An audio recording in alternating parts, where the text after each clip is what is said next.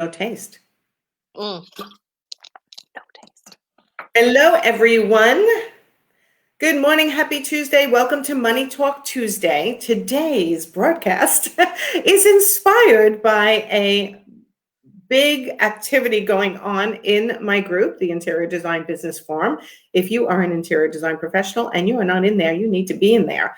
So this is a really common topic, Megan. So thank you for being here with me today. And I forgot to put your name up on the screen, so let me do that.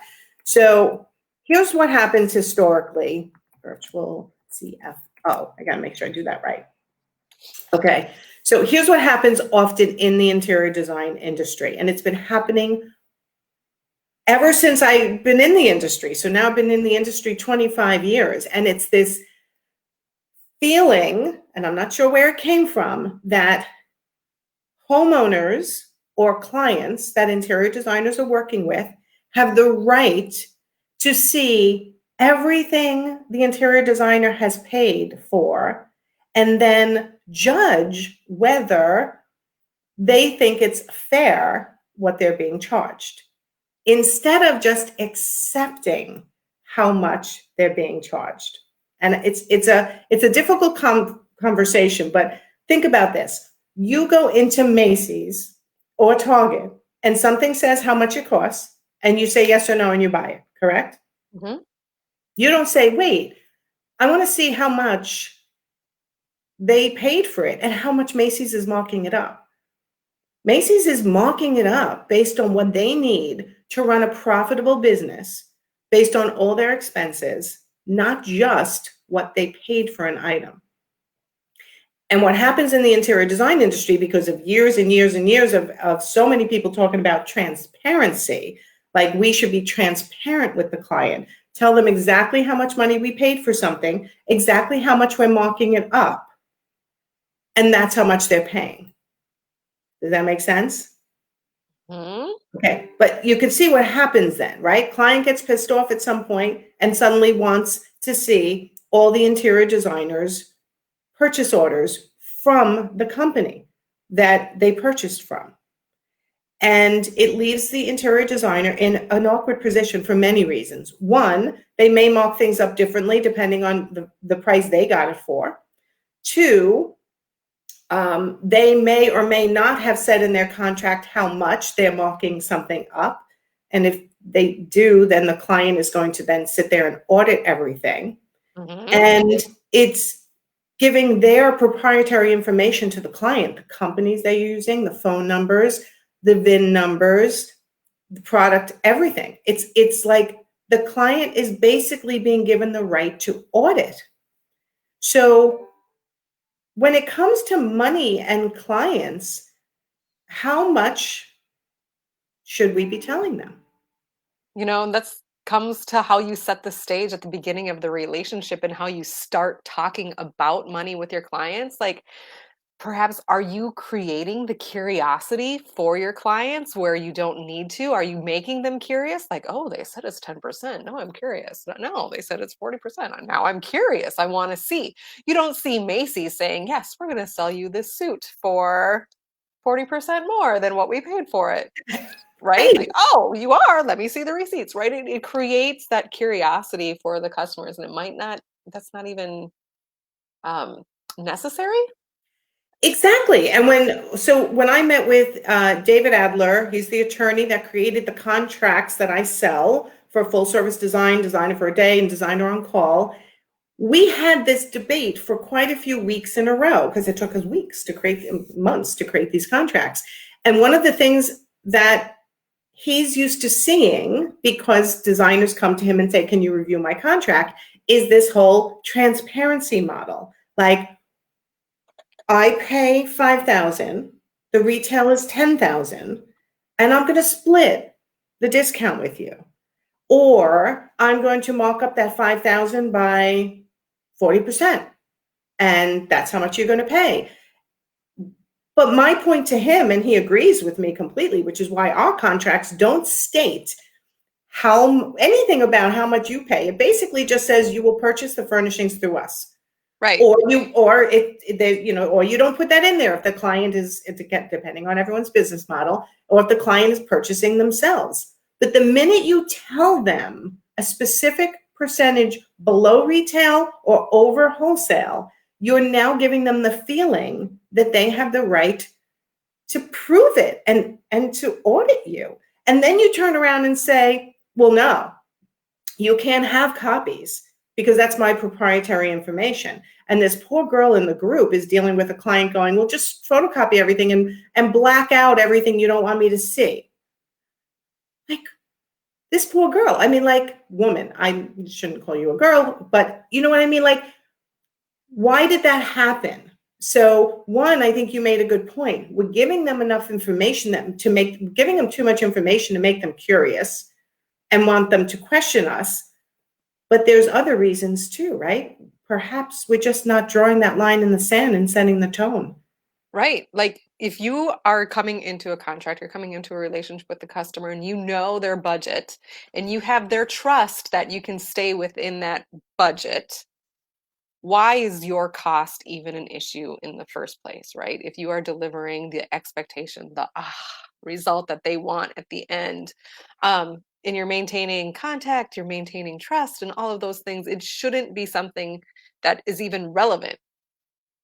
Well, it shouldn't, but we all know there are people who are control freaks, right? So even if, right, here's the thing, and I truly believe this, we can act in a certain way, our contracts can be stated in a certain way, that we can put the odds in our favor, and we can speak about money early on in a way that sets the tone for that relationship and keeps that questioning and that doubt in play. Like, it keeps it at bay, I should say. It keeps all that conversation at bay. But still, you might run into a client who's just a pain in the ass and they want to know every single detail. Absolutely. And at some point, I mean, the answer is no. Right? Thank Sometimes you. the answer is just no. Hey, Megan, can you do this for me? Nope, I'm sorry, I can't. Correct. You don't have So, to explain why. The answer is no. correct. And basically, there's like 100 comments on this one post, and I weighed in at the end. I didn't see it soon enough, and I basically said, "Don't make excuses. It's just the answer is no." But it does go back to look at your contract and see what it says, and think about the conversations you've had with this client up till now that possibly have caused them to feel like they had the right to do this. And it could be, again, something that wasn't into anyone's control at all. They talked to a friend and the friend said, I used a designer who was transparent and showed me everything, right? But I go back to, and this was a story one of my clients said to me. If you ask your landscaper to come and put in sod and plant a tree and come do the edging and do all this stuff, they basically say, okay, that's going to cost you $5,000 or whatever it's going to cost. You don't say, well, wait, how much do you pay your people, and how much did you pay for that sod? And can I go and get it for cheaper? If that's your mindset, then start from the beginning and just do it yourself, Right. right? But Absolutely. we allow these clients to cross the line by making excuses rather than just saying, no, I'm sorry, that is my proprietary information and you don't have, I can't give that to you. Right. Period. There might End even of story. it could be in the tone or the word choice or the whatever communication that you're going on that maybe you personally might not believe that you're worth it. And so Right. you It could be that you're avoiding it, right? Could be that you avoided the conversation and it kind of built up because it made them suspicious that you weren't looking them in the eye when they asked you that question and you looked away. Could be in your body language. It could be in your tone. It could be in your avoidance. There's so many nuances in talking about money. And you made a great point. If this is within the investment level or the budget, I call it investment level, that people have set forth for you, and they feel like they're getting the value for their money, and you haven't avoided talking about money. Most of the time, this occurs when I go and do a forensic audit of the situation. If somebody gets on my calendar and I can actually go, let's talk about right from the beginning what you said about money, about your margin on your furnishings, or about how they're supposed to pay you, I can usually pinpoint the 1, 2, 3, 4, 5 things that could have been done differently to avoid the situation they're in now, which is being asked to open up their books and prove how much they've spent. Such an uncomfortable situation. There's no good outcome from that. Even if you do prove it, right? They're still going to have whatever caused them. It's election day. It's election day. No matter what your candidate that you're not voting for said, there is no way that you're going to listen to something else, you know? It's just, if there is a sour taste in somebody's mouth about the money, they are going to try to justify it in their brains, whether it is making you produce the purchase orders, or even if you produce the purchase orders, well, she must be making money on me somehow. Ha, ha, ha. And why is that a bad thing in the first place? That is your Exactly. career. You are supposed to be making money on these projects.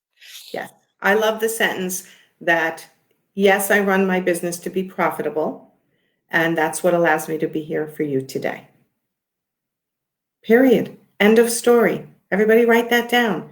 Yes, I run my business. So you don't have to reveal your margins. You don't have to reveal how much things cost you. All you have to reveal is how much it's going to cost them and the result you're going to provide at the service level you're supposed to provide it. And they say yes or they say no.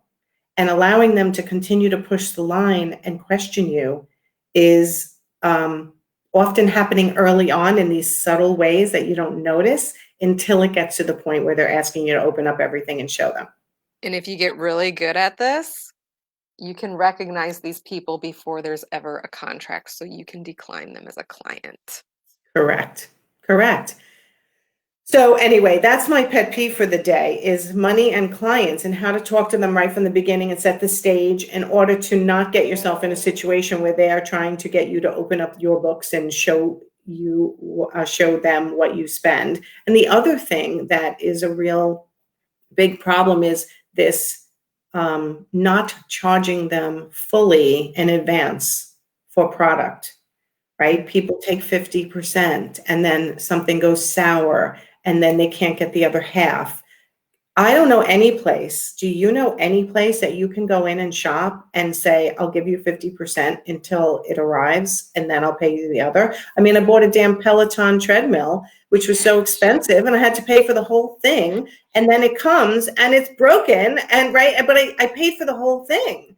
So it's something that no other place does that I can think of, yet we're allowing in the interior design industry people to pay partial.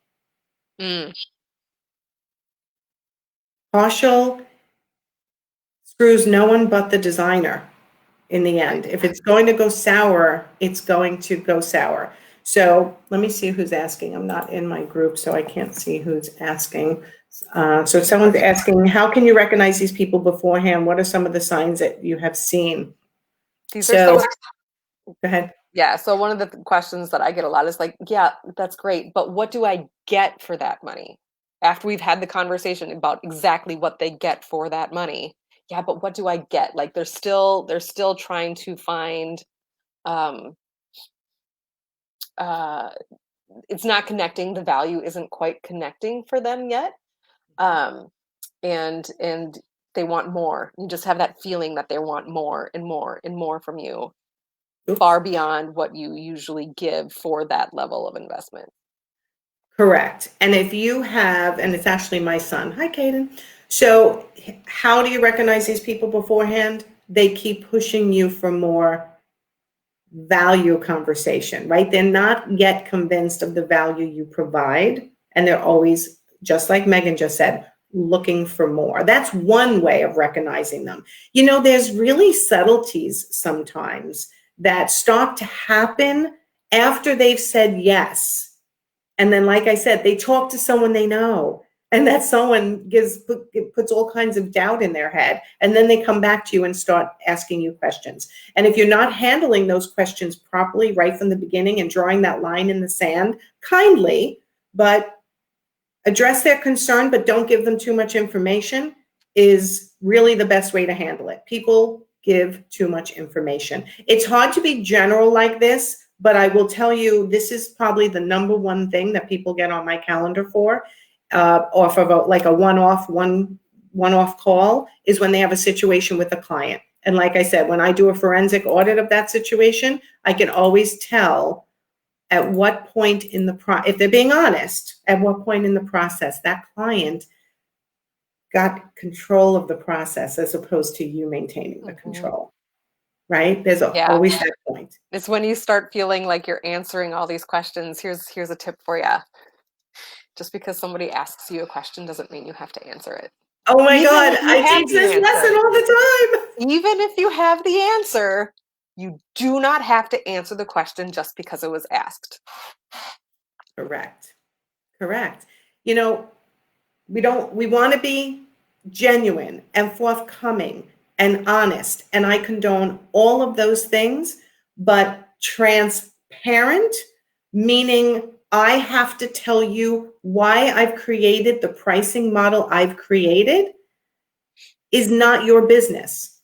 You are hiring me to do a job. If I am doing that job for you and giving you the end result that you asked for, and you agreed to the price that I laid out for you for product and services, end of story. Was that clear? It's so hard to finesse this. Do you know what I mean? Was Yeah. that clear? Did I say that clearly? Yes. Okay. Very much so. Okay. So let's see. Nadia is writing, good morning, hot topic. Yes, it is. Here's another. What are your deliverables? Give us a picture to wow us, and then we decide if we invest X. And no, we need only pictures from you, no help with phase 1 or 2. I don't understand why this is a problem, Nadia, because if you have a client like that, there are different service models that you should have in your arsenal of service models that satisfies any need for a client you want to work with. That was a very difficult sentence, so let's try that again.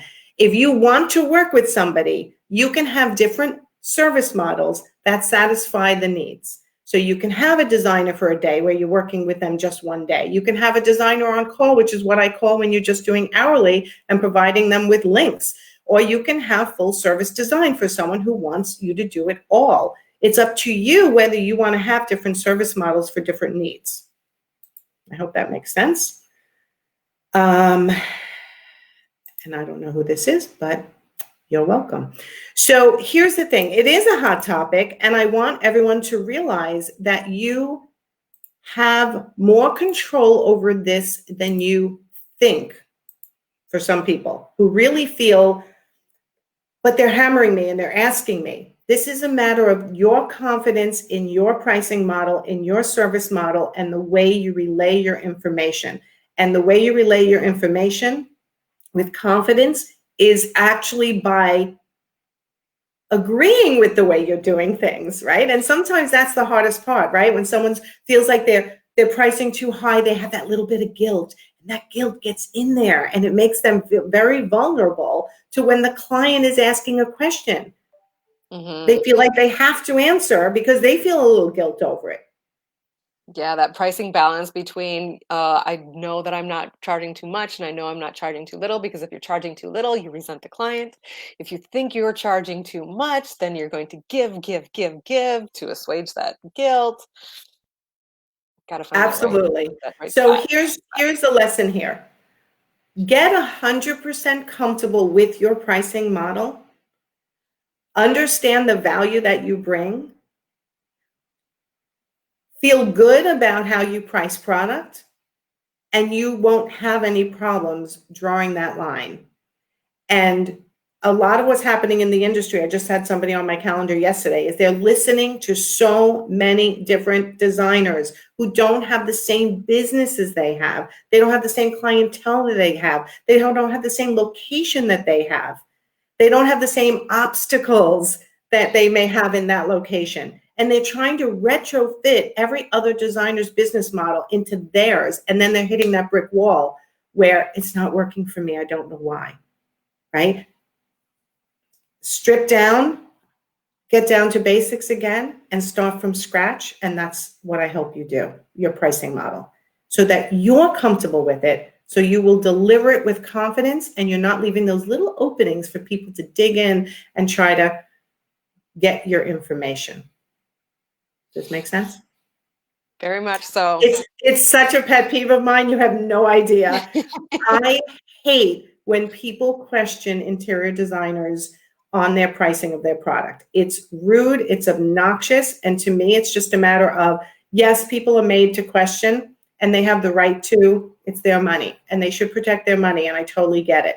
But you should be able to, with confidence, feel good about the pricing you're giving based on the service that you're providing. Yeah, it's like those bullies from school that they always knew what that insecurity was, that tiny crack, and they could just find it and attack that tiny crack. So, yeah, kill Yeah. all of the insecurities around your pricing.